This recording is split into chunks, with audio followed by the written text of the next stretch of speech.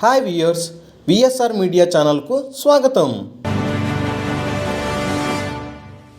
ఈ సంవత్సరం తీవ్ర కరువు రానుందా? ఈ సిద్ధాంతానికి పూర్తి సైంటిఫిక్ బ్యాకింగ్ ఉందో లేదో నాకు తెలియదు. ఆసక్తికరమైన సమాచారం అనిపించి ఈ న్యూస్ మీకు షేర్ చేస్తున్నాను. నేరేడి పండ్లు మనకు హెచ్చరిక చేస్తున్నాయా? ఈ సంవత్సరం మార్కెట్లలో గత ఎన్నో సంవత్సరాల కంటే ఎక్కువగా నేరేడు పండ్లు కనిపిస్తున్నాయి. చెట్ల నుంచి కూడా విపరీతంగా రాలుతున్నాయి. మా అమ్మమ్మ ఒక మాట చెప్పేదండి, వేసవిలో నేరేడు చెట్లు ఇంతగా పండ్లు రాలిస్తే ఆ సంవత్సరం కరువు వచ్చే అవకాశం ఉంటుంది.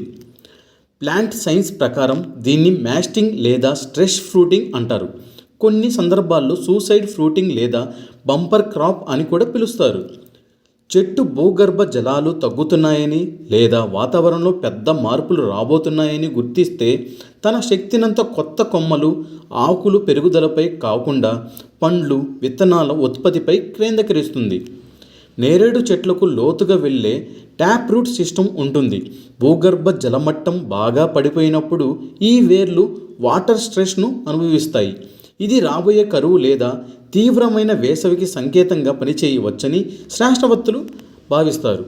అందుకే వేసవిలో నేరేడు చెట్లు అసాధారణంగా ఎక్కువ పండ్లు కాస్తే అది ప్రకృతి నుంచి వచ్చే ఒక హెచ్చరిక కావచ్చని అంటారు.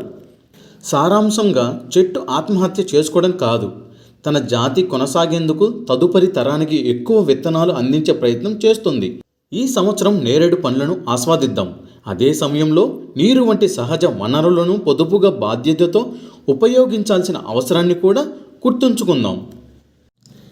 ఇదండి ఈరోజు టాపిక్. మరిన్ని వీడియోస్ కోసం విఎస్ఆర్ మీడియా ఛానల్ను సబ్స్క్రైబ్ చేసుకోండి. Thank you for watching.